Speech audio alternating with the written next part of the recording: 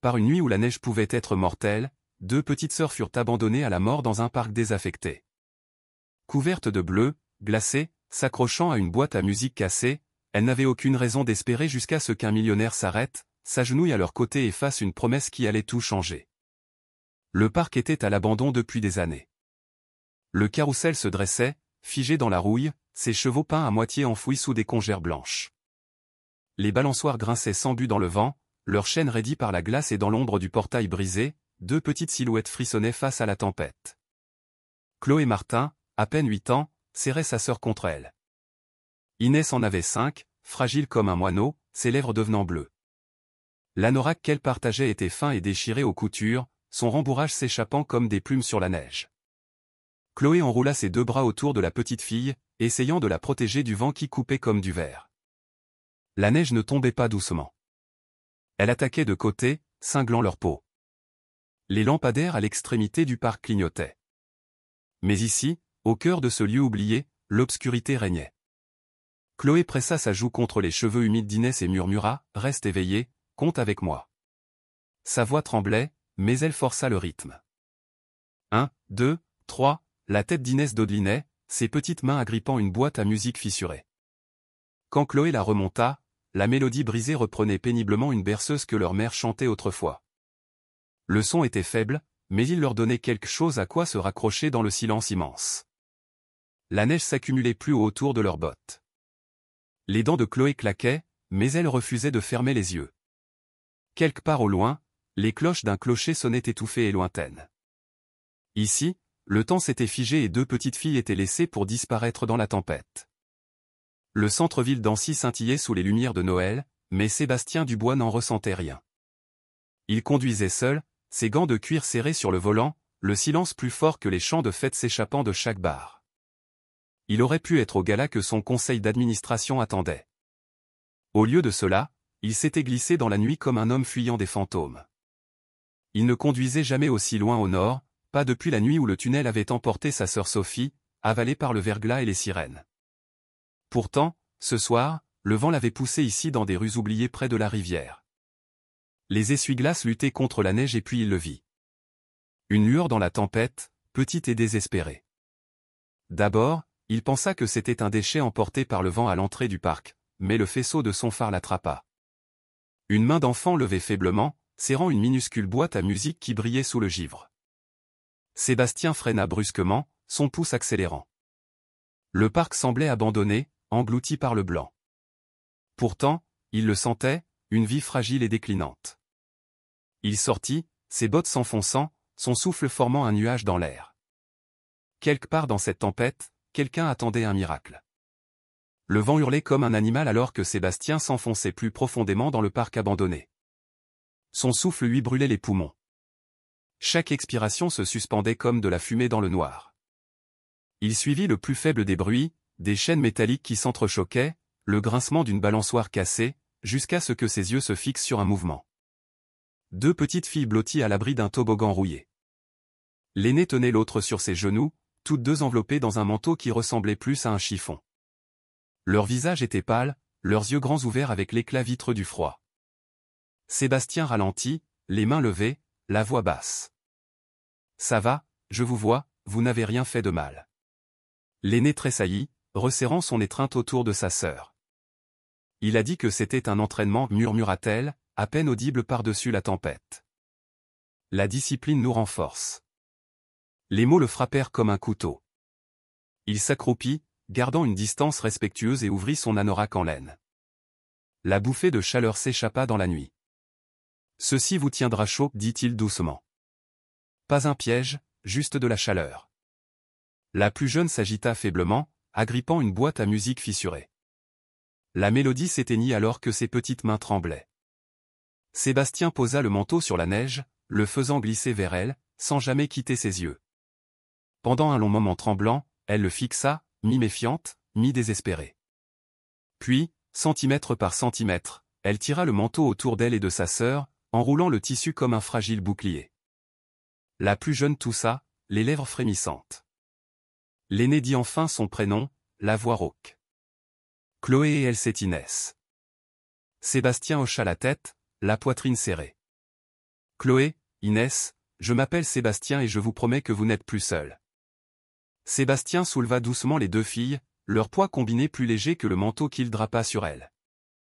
Chloé se raidit à son contact, mais Inès était trop faible pour résister, sa tête se balançant contre sa poitrine. La neige lui cinglait le visage alors qu'il traversait le parc, chaque pas s'enfonçant dans les congères. Les phares de sa voiture transperçaient la tempête comme un phare qui attendait. Il les installa doucement sur la banquette arrière, mettant le chauffage au maximum. L'air chaud souffla, mais les enfants ne bougèrent pas. Les mains d'Inès étaient rigides. Ses petits doigts recroquevillés en griffes qui ne se desserraient pas. La panique l'envahit. Il chercha son téléphone, appelant la seule personne en qui il avait confiance en cas d'urgence. « Élodie » dit-il lorsque le docteur Lambert répondit, sa voix tranchante d'urgence. « 2 mineurs, hypothermie sévère, ecchymose ancienne et récente. Je suis en route. » Il raccrocha puis composa le numéro de Sandrine Bernard, son contact à l'aide sociale à l'enfance. « Sandrine, c'est Sébastien. Je les ai trouvées, 2 sœurs abandonnées dans le parc de l'Impérial. Elles viennent avec moi. Il me faut des papiers de placement d'urgence. » Les paupières de Chloé s'affaissèrent dangereusement. Il se pencha vers elle, la soutenant d'une voix ferme, mais calme. « Reste éveillée, Chloé, écoute-moi. Cite-moi 3 choses chaudes. » Ses lèvres tremblèrent. Elle força les mots à sortir. Du chocolat chaud, des couvertures, le soleil. Bien, répète. Sa respiration se stabilisa, fragile, mais présente. Inès s'agita faiblement, la boîte à musique cassait toujours sur ses genoux, sa clé tordue entre ses petits doigts bleus. Sébastien la remonta soigneusement une fois, laissant la faible mélodie jouer, remplissant le silence. En conduisant dans la tempête, il aperçut les yeux de Chloé qui l'observaient dans le rétroviseur. La méfiance persistait, vive et brute, mais en dessous, il y avait autre chose, quelque chose qui le terrifiait plus que la colère. Les néons de l'hôpital semblaient aveuglants après la tempête. Les infirmières s'activaient, enroulant des couvertures chauffantes autour des filles, vérifiant leur constante vitale. De la vapeur s'élevait des manteaux humides qu'on leur retirait, révélant une peau trop pâle pour des enfants si jeunes. Le docteur Élodie Lambert arriva en quelques minutes, son stéthoscope se balançant contre son pull. Son regard s'aiguisa à l'instant où elle vit les ecchymoses. « Ancienne et récente » murmura-t-elle en soulevant doucement la manche de Chloé. Des zébrures sombres parcouraient son avant-bras, la forme d'une ceinture clairement visible. Les poignets d'Inès racontaient la même histoire. De faibles cicatrices se superposaient à des marques violettes fraîches. Chloé grimaçait à chaque contact. Pas seulement de douleur, mais de souvenirs. Il dit que c'est un entraînement, chuchota TL de nouveau. Élodie échangea un regard avec Sébastien, sombre et furieux. Documentez tout, dit Élodie à l'infirmière. Un appareil photo cliquetait doucement, capturant chaque blessure. Ce n'est pas un accident, c'est un traumatisme répété. Sébastien se tenait prêt, mais n'intervenait pas. Ses poings étaient si serrés que ses jointures blanchissaient. Il avait négocié des contrats de plusieurs millions d'euros avec plus de sang-froid. Mais voir un enfant se recroqueviller sous le poids d'une peur invisible brisait quelque chose au plus profond de lui. Quand Élodie atteignit la petite poitrine d'Inès, la fillette de 5 ans gémit, s'agrippant désespérément à la boîte à musique fissurée qu'elle refusait de lâcher. « Laissez-la la garder, dit doucement Sébastien. C'est la sienne. » Élodie hocha la tête, continuant avec précaution. Alors qu'Inès bougeait, la boîte glissa légèrement. Un faible clic métallique retentit de l'intérieur, différent du mécanisme de remontage. Les yeux de Sébastien le remarquèrent. Plus tard, quand les filles furent enveloppées dans des couvertures, sirotant un bouillon chaud dans des gobelets en carton, il ramassa la boîte à musique sur la table de chevet. La charnière à l'arrière semblait tordue comme si elle avait déjà été forcée. Il appuya doucement. Le compartiment caché s'ouvrit d'un coup.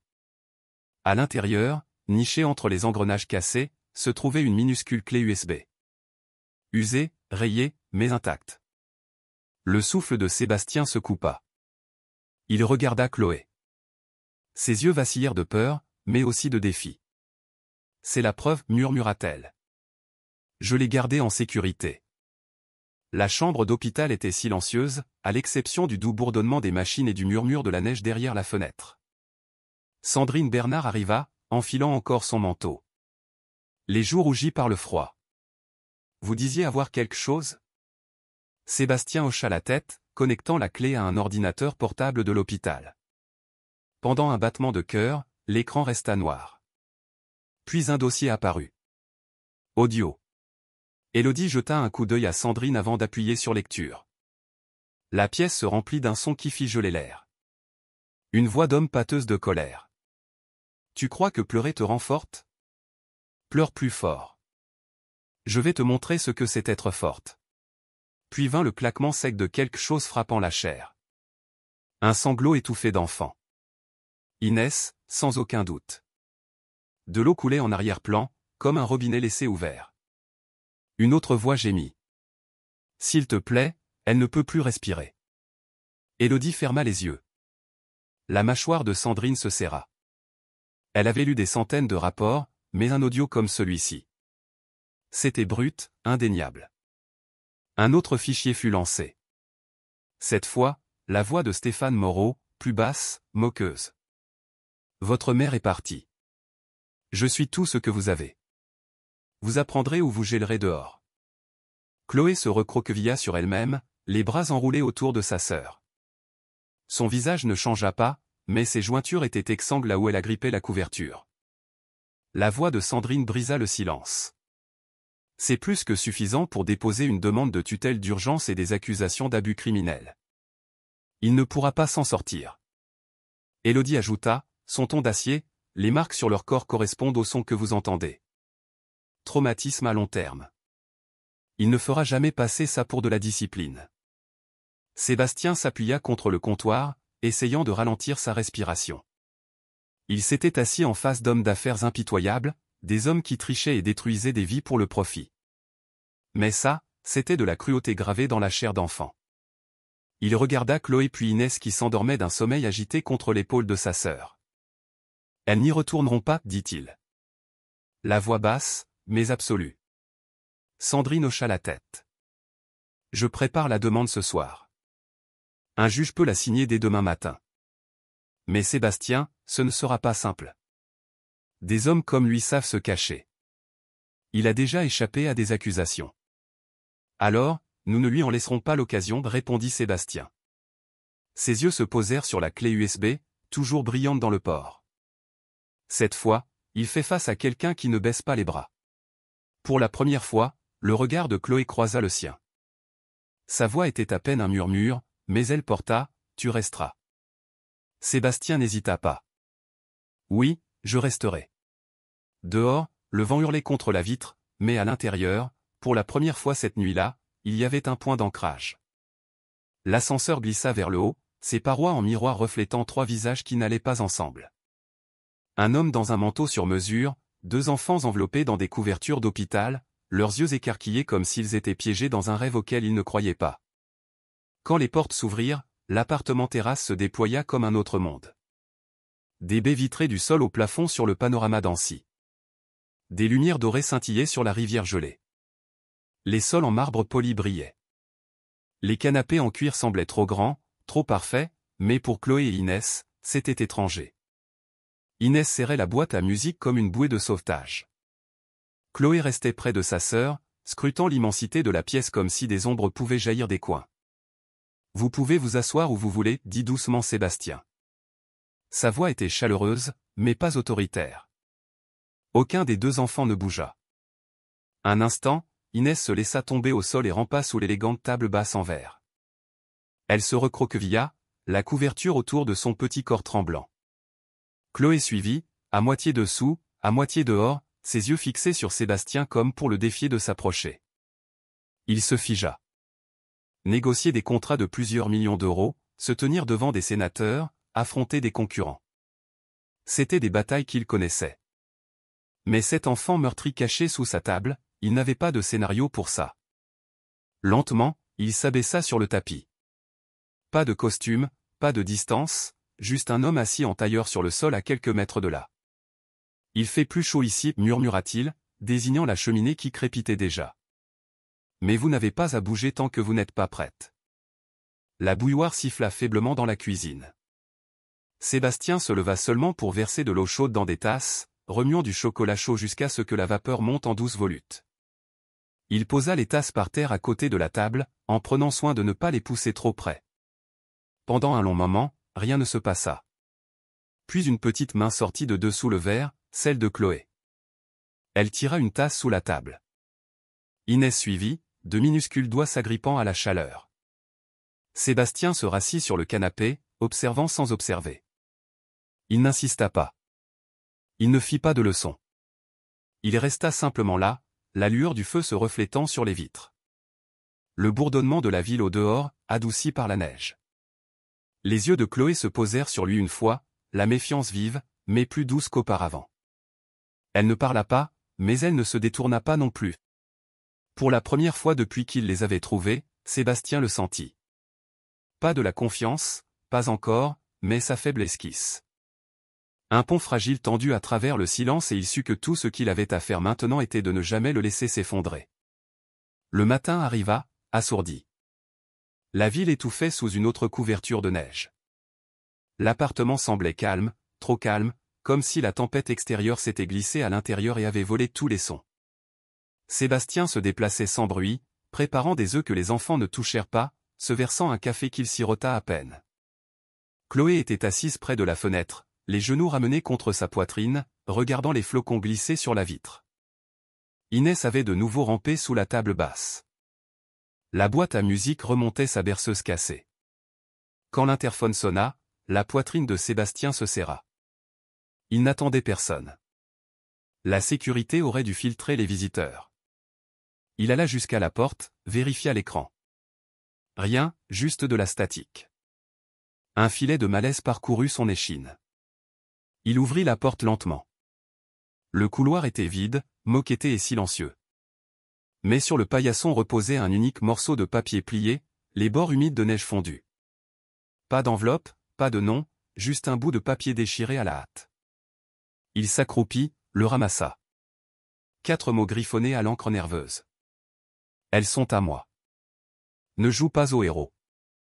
L'écriture était sans équivoque. Agressive, précipitée, confiante dans sa cruauté. Stéphane. La main de Sébastien se serra jusqu'à presque déchirer le papier. Il le glissa dans sa veste et força sa respiration à se calmer avant de rentrer. Les filles ne devaient pas voir sa peur. Pas encore. Derrière lui, la voix vive de Chloé le surprit. Qui était à la porte? Il se retourna lentement, choisissant son ton avec soin. Personne d'important, juste une erreur. Ses yeux se plissèrent. Elle ne le croyait pas, mais elle n'insista pas. Les enfants qui ont appris à survivre savent quand garder leurs questions pour eux. Plus tard, alors que les filles dessinaient sur l'îlot de la cuisine, Sébastien entra dans son bureau. Il consulta les enregistrements de sécurité de l'immeuble. Image par image, il le vit, une ombre près de l'ascenseur de service. À 3h12 du matin, capuche baissée, épaules voûtées. La silhouette se pencha, glissa quelque chose sous le paillasson, puis disparut dans la cage d'escalier. Stéphane les avait trouvés, ou du moins, il voulait qu'il sache qu'il le pouvait. Sébastien appela le chef de la sécurité de l'immeuble. À partir de maintenant, alarme silencieuse, ascenseur de service verrouillé, accès seulement avec mon autorisation. Je veux que les patrouilles soient doublées. Oui, monsieur Dubois. Quand il raccrocha, il resta assis un moment, fixant la note pliée. Il pensa à Sophie, à la nuit où il avait échoué à la protéger, et comment le chagrin l'avait vidé. Il ne répéterait pas ça. Plus jamais. Quand il retourna dans la pièce principale, Inès dormait, blottie contre Chloé. Chloé leva les yeux, sa voix calme, mais empreinte d'un acier bien trop vieux pour son âge. Il viendra, dit-elle simplement. Sébastien s'accroupit à sa hauteur. Alors, il me trouvera en train de l'attendre. Pour la première fois, ses lèvres esquissèrent un mouvement, moitié un test, moitié une fragile croyance que peut-être cet homme pensait ce qu'il disait. Et Sébastien sut que la guerre avait déjà commencé. L'appartement ne ressemblait plus à une forteresse de verre et d'acier. Il ressemblait à un échiquier. Chaque mouvement calculé, chaque son scruté. Sébastien savait que pour 2 enfants qui avaient vécu dans la peur, le luxe ne signifiait rien. La sécurité était tout. Cette nuit-là, il commença à la construire pièce par pièce. Il commença simplement par les portes. Je ne ferme pas une porte sans le dire d'abord, expliqua-t-il, la voix stable, debout dans le salon avec Chloé et Inès. Il ouvrit la porte de la chambre puis la referma lentement. Vous voyez, vous savez toujours où je suis. Pas de surprise. Le front de Chloé se plissa, sceptique, mais à l'écoute. Inès serrait sa boîte à musique, les yeux grands ouverts. Ensuite vint la chambre forte. Il s'agenouilla devant le panneau dissimulé, pressant le loquet caché jusqu'à ce que la porte renforcée s'ouvre avec un clic. À l'intérieur, des couvertures, de l'eau, une petite lampe et des étagères remplies de collations. Si jamais vous m'entendez dire la pièce, maintenant vous venez ici. Sans poser de questions, sans attendre.